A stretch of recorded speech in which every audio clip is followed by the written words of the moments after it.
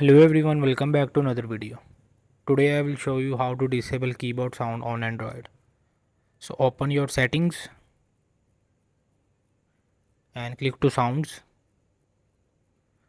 and scroll down to more sound settings.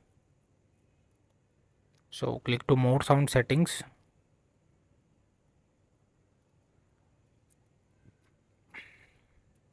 and turn off keypad tones to none. Set to none and turn off vibrate in touch. Turn it off and turn it off starting sound, also turn it off. So this is how to disable keyboard sound on Android. Hope this video help you. Please don't forget to like and subscribe.